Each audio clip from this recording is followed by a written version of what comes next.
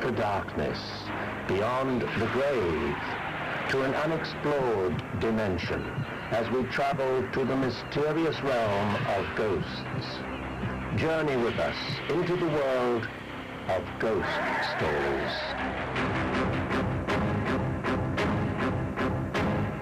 Hello, I'm Patrick Macnee. You know, in childhood, telling ghost stories was a playful way of letting our imagination soar.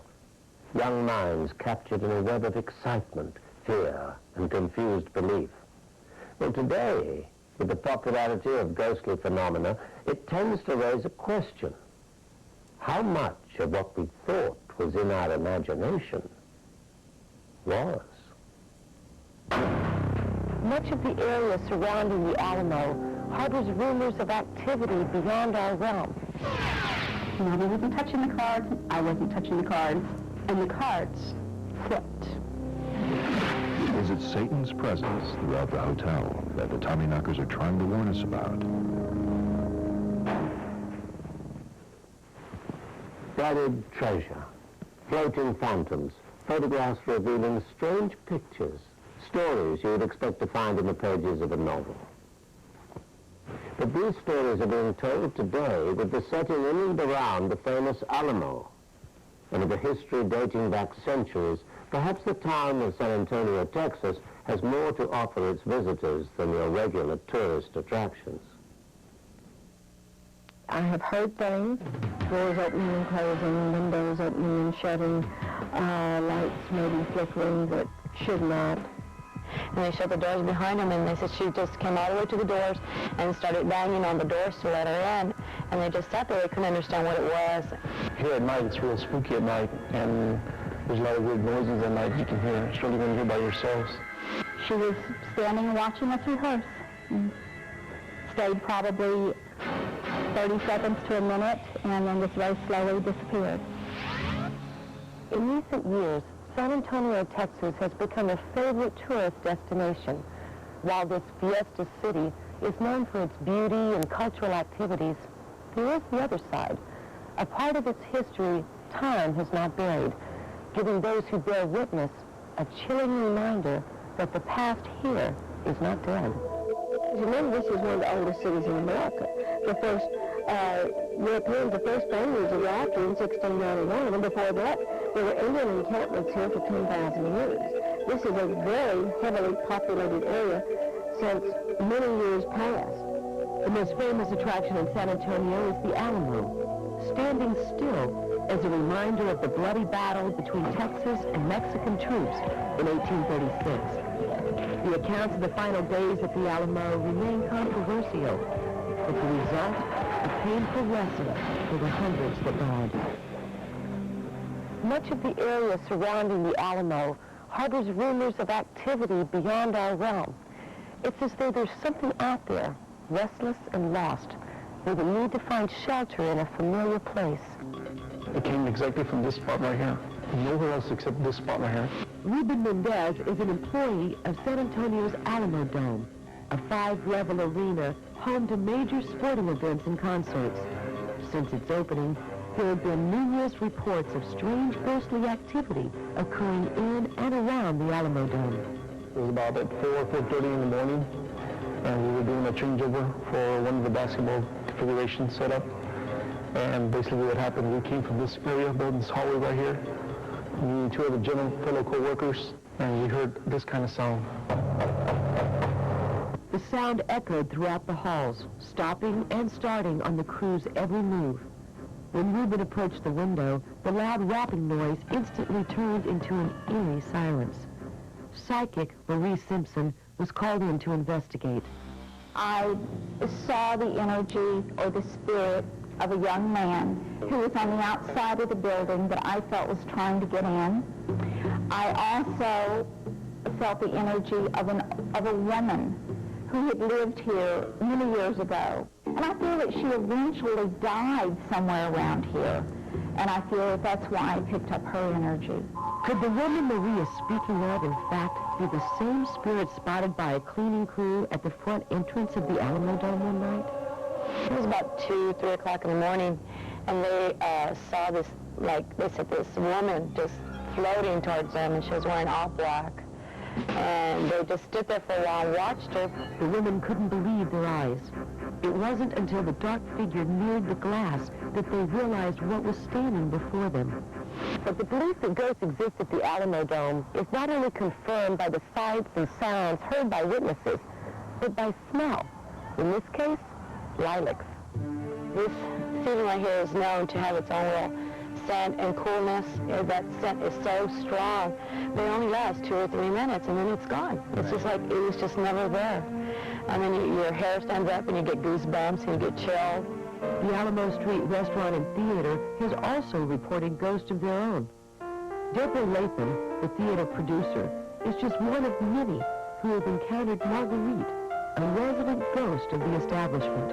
I was in rehearsal on the stage here and up towards the back of the auditorium in what was the choir loft of the church, and saw a woman in a very long, flowing dress standing very nicely, quietly watching us rehearse. And she is more active here when our theater is active. When there's a lot of productions going on and a lot of rehearsals, at that time she's real evident. Marguerite has spoken to people here in the theater part of the building on several occasions, calling them by name, and other people have heard her. But Marguerite isn't the only spirit living here. She is accompanied by a little boy named Eddie. Eddie loves the kitchen. He loves knocking things around and breaking things in the kitchen. He just has a great time with all that. We have 2 photographs of the woman that we know as Margaret. Little Eddie appeared in one of those 2 photographs. And what's extra creepy about Eddie in the photograph is that he was not in the original photograph. The photograph was taken, was framed and under glass, and then Eddie appeared several months later.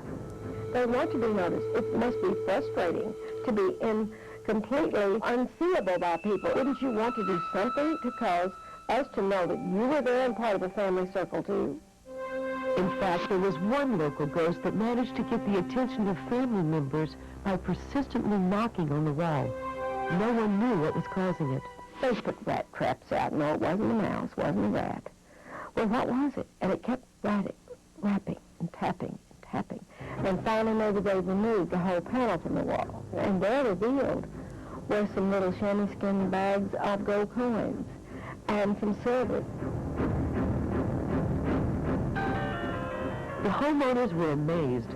Could something of the supernatural world have led them to this treasure? Who exactly was this spirit, and in which realm did it exist? I feel that some of them are not at rest. For whatever reason, they haven't gone on to another dimension, heaven, if you want to call it that. Some of them are possibly stuck here. Some of them possibly had a very close connection here. The locals claim that many of the ghosts wandering these parts belong to souls who died at the Alamo, and possibly to the widows and children they left behind. Whether or not this is the case, the spirits of San Antonio seem preserved in time, just like the Alamo.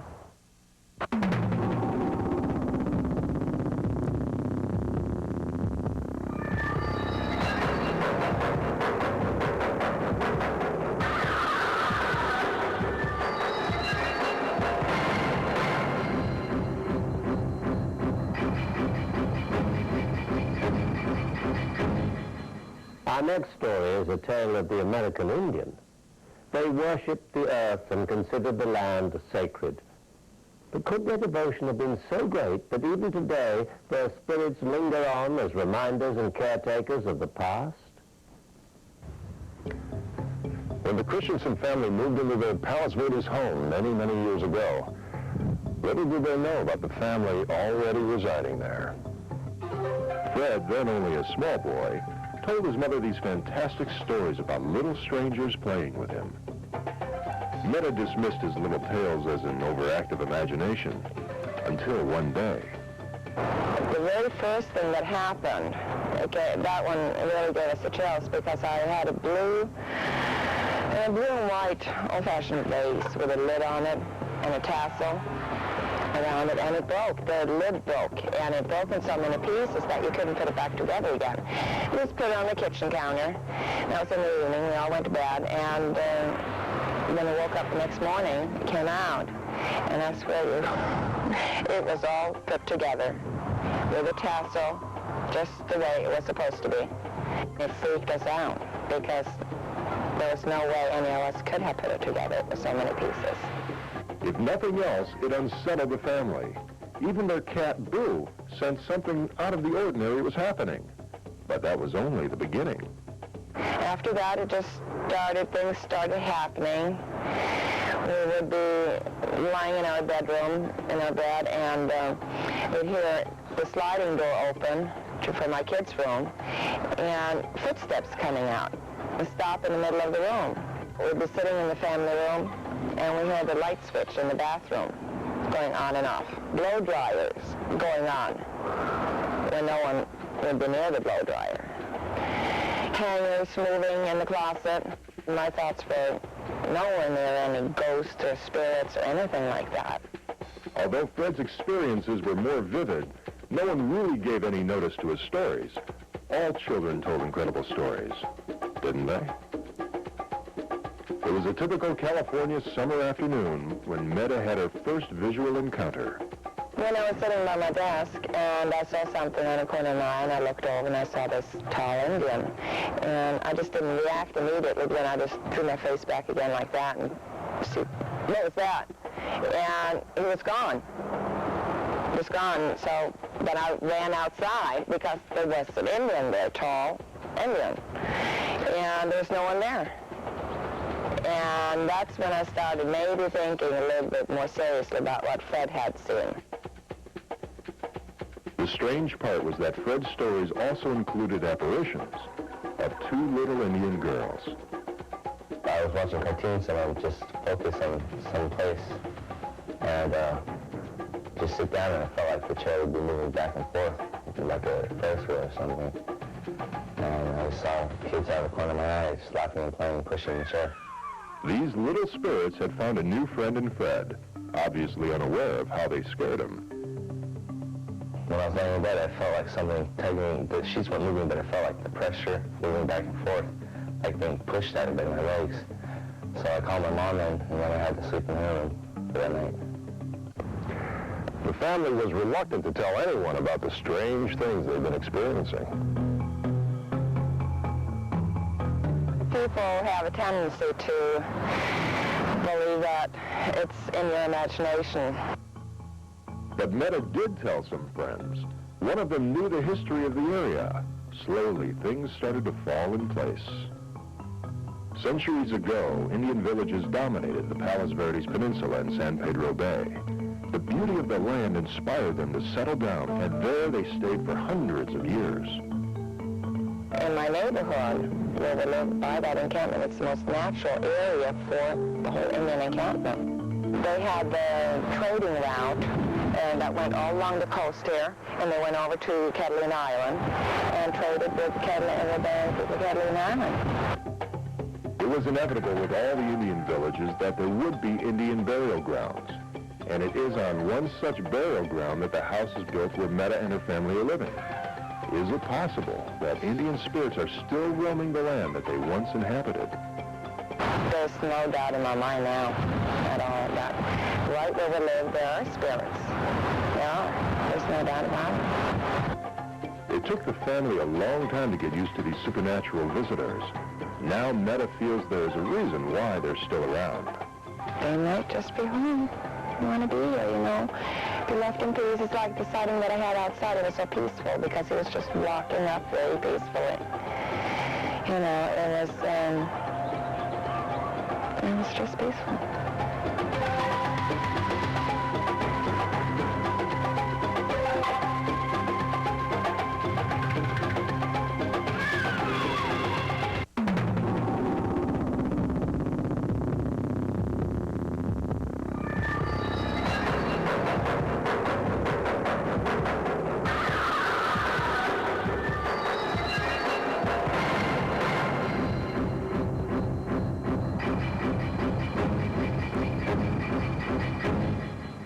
Terrifying tales of a brutal murder and cannibalism still haunt the small town of Rawlins, Wyoming.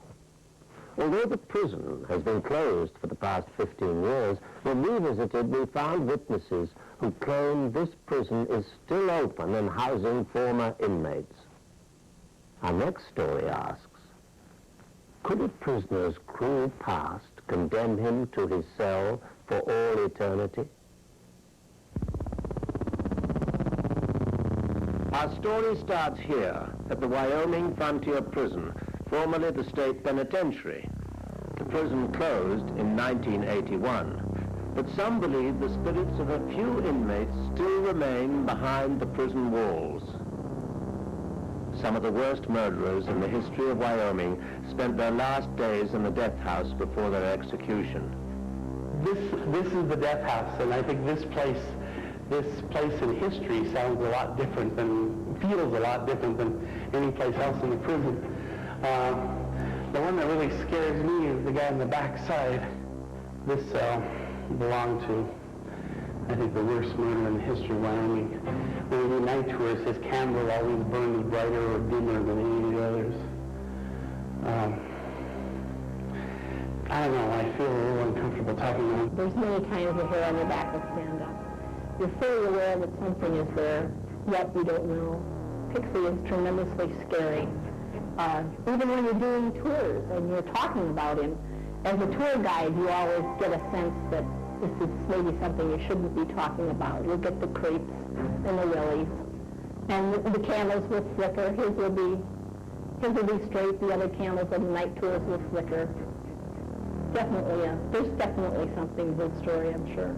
The last execution, Andrew Pixley, in 1965, he's the youngest guy executed here. He's 22 years old. And when he was executed, they wanted to make sure that there was no leaks in the gas chamber. Usually they go by a pig, but this time they went out onto the streets of Rawlins and they found a stray black cat. And they executed it. Black cat supposedly haunts the penitentiary. I was running out of A block one night after I came out of the cell, and I was running around and this black cat darted out in front of me. And he went around the corner, and another tour guide, Molly, was waiting for me there, and it darted out in front of her, and it just disappeared. And every once in a while we see him, but he's lurking around every night tour. The one that scares me is the guy who was in the middle cell, Andrew Pixley. He was 21 years old when he committed the most horrible murder in the history of Wyoming. Family from Chicago on a ski vacation, Jackson Hole. He murdered 2 little girls. There was evidence of cannibalism. The beatings were so horrible. There are elements of Pixie's case that, in my opinion, are almost worse than Jeffrey Dahmer. He had the least witnesses. He had the most ministers. He was praying right at the time of his execution. He was baptized just for his execution.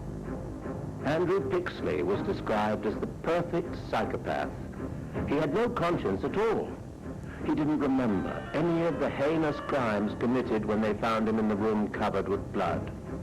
His execution was carried out shortly after midnight, December the 10th, 1965, in the prison gas chamber. Andrew Pixley took longer to die than any other man in the death house. He lived twice as long as all the others in the gas chamber. They say it takes longer to kill evil, and I'm convinced this guy was pure evil. And I mean, I'm not a big proponent of capital punishment, but this Pixley character, he scares me to death because the crime is so horrible. This is the prison gas chamber.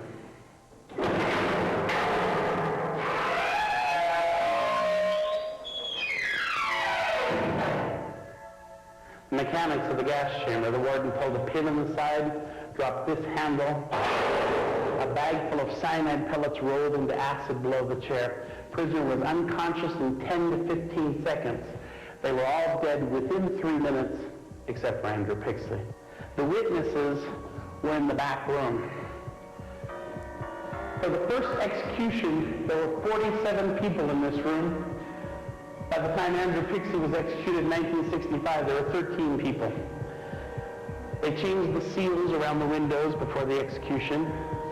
And then, as I said before, they test the gas chamber to make sure it's working all right. We don't give tours in December. I'd been sitting in my office. I'd been researching the executions. We were doing a new display on the executions. I I had a head full of stories of executions, but I didn't have all the dates, and I came up here, it was getting kind of late, and I needed a flashlight to read the dates of the walls in the hanging room. I was writing to the dates and with my flashlight in hand, and my flashlight drifted over and I caught the black eyes of Andrew Pixley. As I looked deep into his eyes for the first time, I felt there's something different about this guy. I'd never thought about it before. Something evil, possessed, demonic. At the instant I thought that, I swear to you, I heard something. I didn't recognize it at first, but behind me I heard the faint sound of crying. Not just crying, young girls crying. And the sound of the crying was coming from the gas chamber. I was scared to death. Fumbling with my keys, I turned around and I'm walking to get out of here as fast as I can. When I got outside, and I thought about this, why just at that moment did I hear the crying, and why did I hear it then? And then I heard the church bells ringing a few blocks over at the Catholic church, and the first thing I thought was Andrew Pixley had renounced the Catholic faith shortly before his death. And then I realized it was December 10th, 1965. His execution was just a few minutes after midnight that day. Andrew Pixley's sentence was death, but his soul is the grim reminder that not all is at peace.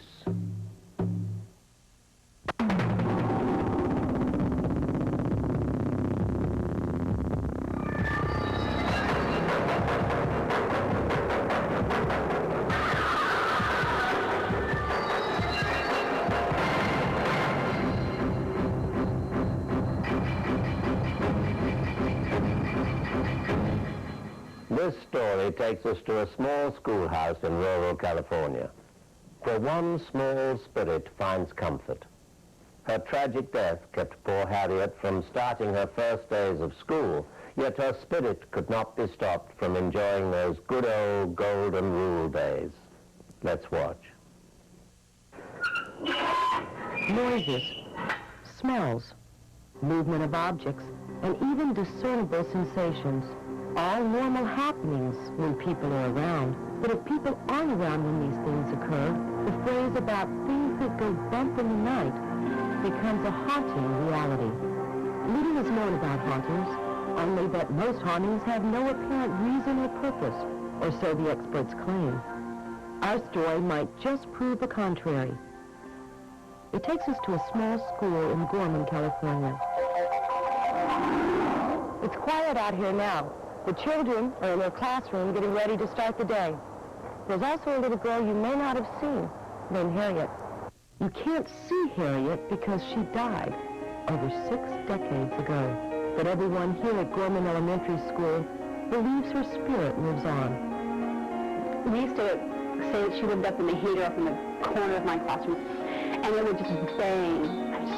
It was like somebody banging on a metal desk constantly. I was looking for somebody else from here, and these doors, they just swung open by themselves, and there was nobody around here, and there was no wind coming through any of the other windows or doors. Every day there was banging. And I thought, oh, come on, you gotta be kidding. You can't be Harriet. Things like the phones blink, and lights that don't work quite right, or things that you thought you shut off and they're back on again. And there are times when you can hear some music, and nobody seems to be around. A lot of people say that they hear a lot of noise on these stairs when they're in here at night. It's real quiet. But you can notice that stairs make a lot of noise. Sure do. And you can hear a pitter-pattering of little feet up sometimes. Things kind of echo through the whole school. Even today when the kids are out on the playground, they say they feel like somebody's out here with them. I don't know, it feels pretty quiet out here to me. Once she was swinging out here in the swings, somebody came out. Somebody was going to the other dream. They came out here and looked, and they saw the swing swinging by itself. That wasn't the wind or anything. Harriet is not evil. Harriet is not mischievous either. She doesn't play tricks on people. But if Harriet wants to play a game of cards, she certainly doesn't wait for a formal invitation. Joanne's son, Robbie, recalled his mother in a frenzy one quiet afternoon when he was playing a game of solitaire.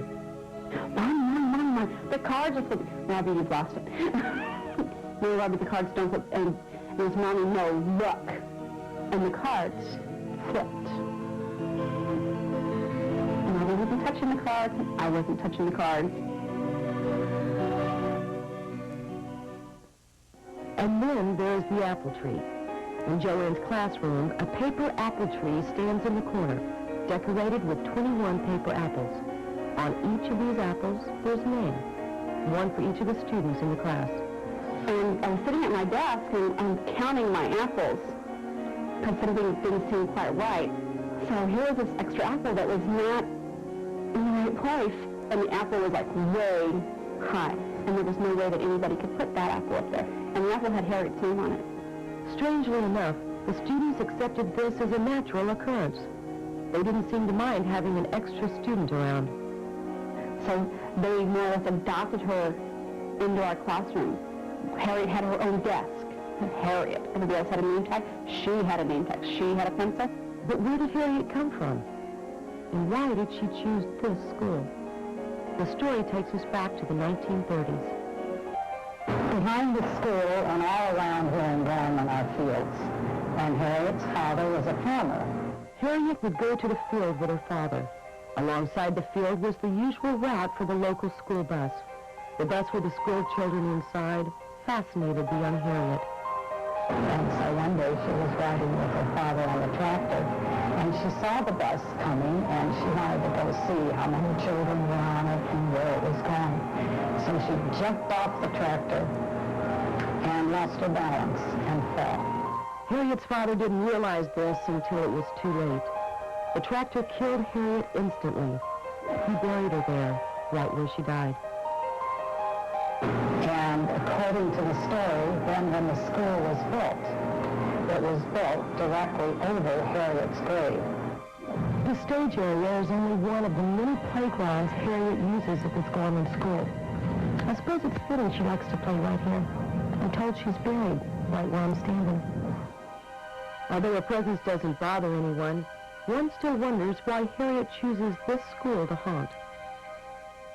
I would say it's because Harriet was someone who really desperately wanted to go to school. And she never really had that chance. And now that the school is here, she can be here anytime she wants, and as often as she wants. And with all the commotion Harriet has caused, she has become a celebrity in her own right around Gorman. She has even brought comfort to some. It's a nice feeling working here. You always feel like there's somebody here. You never feel totally alone here in the school.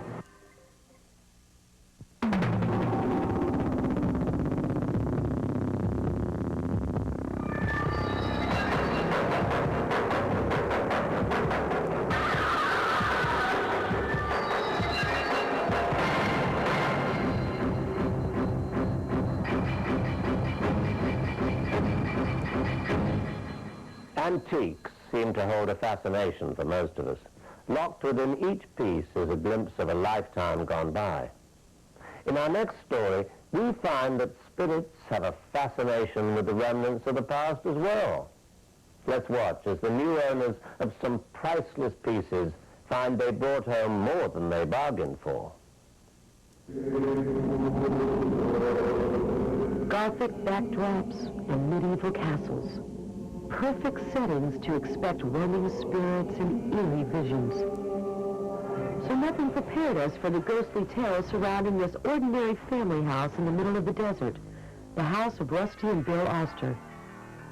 Shortly before Rusty and Bill got married, Bill encountered a vision which would remain with him for years after.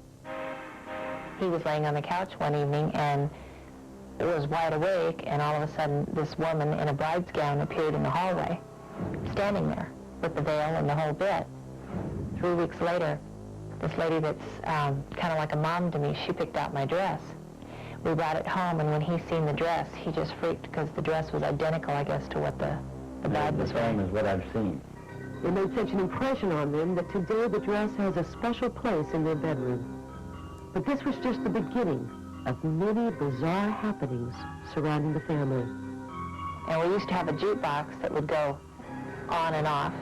And it's like every night at 1 or 2 o'clock in the morning, it would slide all the way over and play Elvira. So whoever it was loved the song Elvira.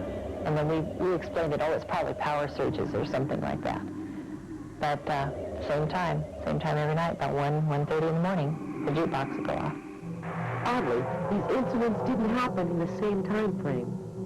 More so, they didn't even happen in the same house. All of a sudden, this picture right here, nobody was near the organ or anything, come flying over this way right at him. It's like somebody just took it and heaved it at him.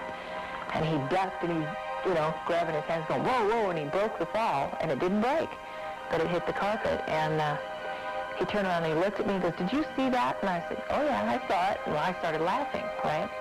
So a little while later, he goes on out there after he finished the table, and we set the picture back up. And all of a sudden, I'm standing there, and all of a sudden you hear this woman's voice, and you hear, ha, ha, ha, ha, ha, ha, ha, ha. And it was coming from the vent up there. Somehow it didn't matter where the Osters moved to. These strange happenings would follow them. This was not your ordinary haunting. In contrast to the simple exterior, the Osters' living room transports you to a graveyard of fabulous antiques. A piano owned and played by Liberace. Candelabras used in the very early films at Paramount. You see, the Osters were avid collectors of anything with a history. This is the actual heart of the house right here. A lot of people have come into this room, and they said the room itself has a real weird air about it. Shopping for antiques, the Osters have learned that sometimes they bring home more than just the ancient object. A few times, even causing some hair-raising moments.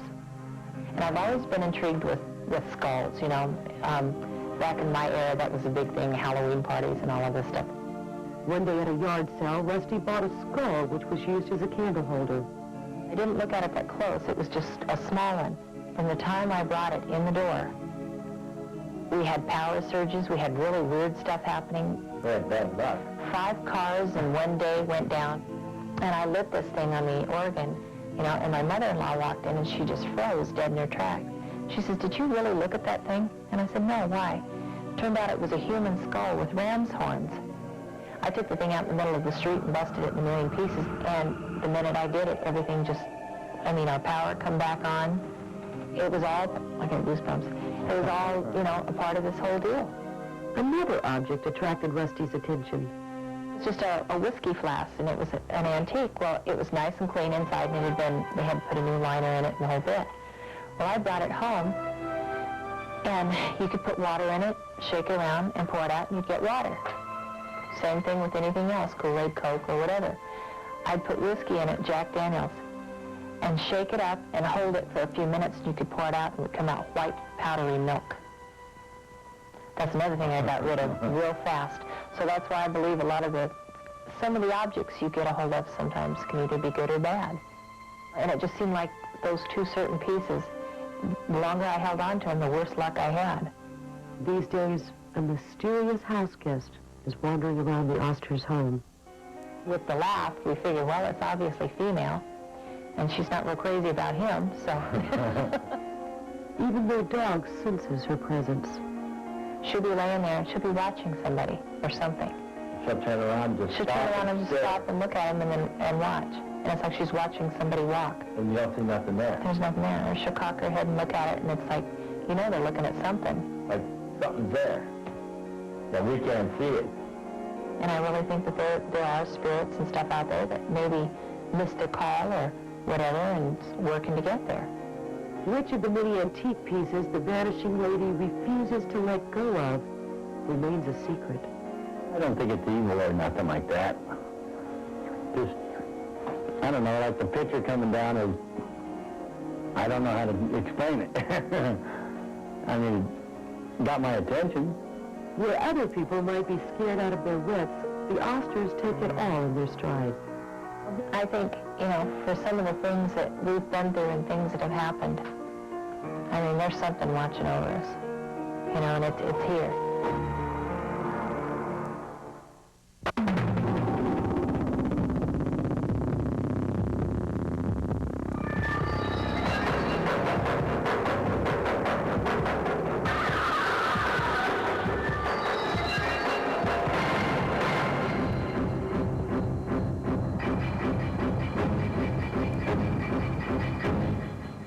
Many spirit legends are founded in the colorful and violent days of the Old West.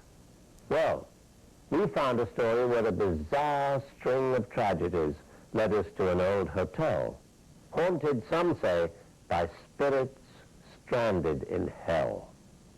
A hotel, a place of rest for the weary traveler, an escape from the rat race for the overworked vacationer, or for the unfaithful, a place to satisfy secret sinful desires.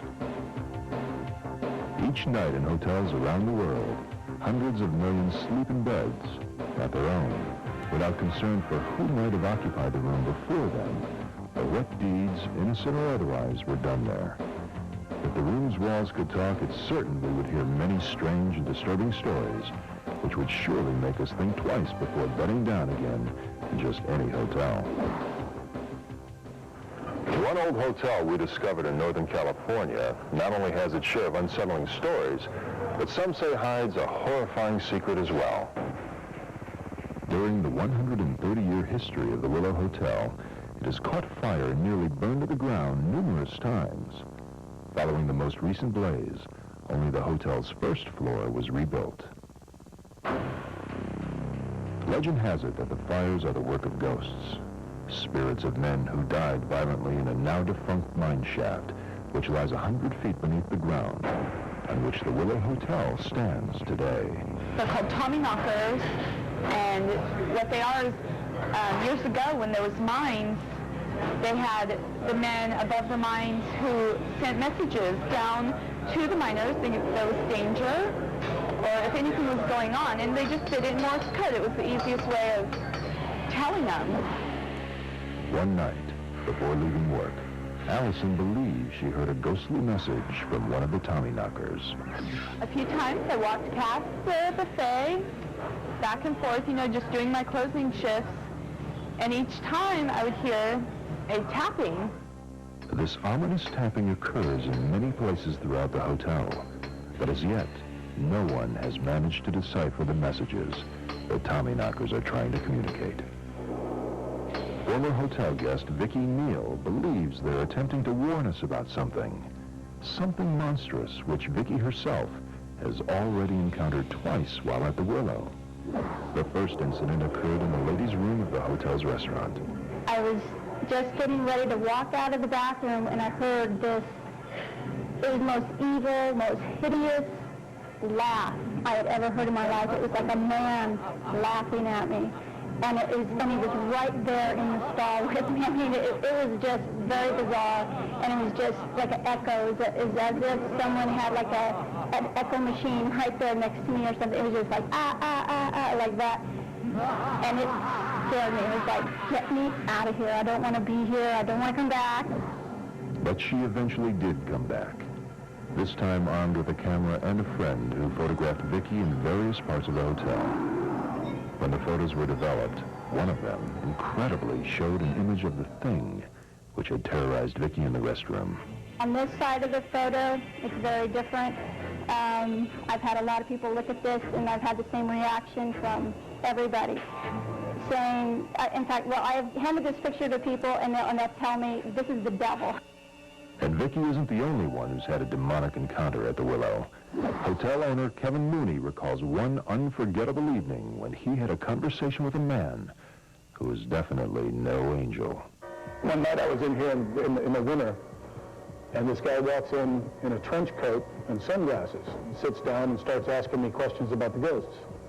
So I started telling him all the things I knew and all the stuff, and he never took his sunglasses off. The man in the dark glasses had a sinister quality, and Kevin became increasingly nervous as the menacing stranger continued to probe him with questions. I started getting a little queasy, and I said, well, I'm going to close it up now. And he goes, why, you getting scared? And I said, yeah, to tell you the truth, I'm getting, a little queasy. So he said, okay, and he left. After making sure the man was gone, Kevin locked up. I turned off all the lights, and I go to go out the back door, and there's these two red eyes. And he just beat me through the door, and I just put my head down and run. Kevin ran to another exit, but the door was jammed shut. It felt like probably 5 minutes that it didn't open. And it was probably 5 seconds, but I was making those noises, and I got out the door, and my heart's pounding. Outside, Kevin checked to see if the frightening vision had followed him. When I looked at that door, there was 2 flashing red eyes looking right through the door at me. But there was nothing out there when I went out there. Who or what did Kevin Mooney see that night? Could it have really been the devil? Is it Satan's presence that the Tommyknockers are trying to warn us about? It's as good a guess as any. But there's also another possibility. Some believe the Tommyknockers' death was caused not by a disastrous cave-in, but by their unwitting discovery of a secret passage to a place unholy. A place called hell. Though this theory has not received wide acceptance, it does explain the riddle of why the Willow Hotel, which is just 100 feet above this alleged gateway, has a tendency to catch fire.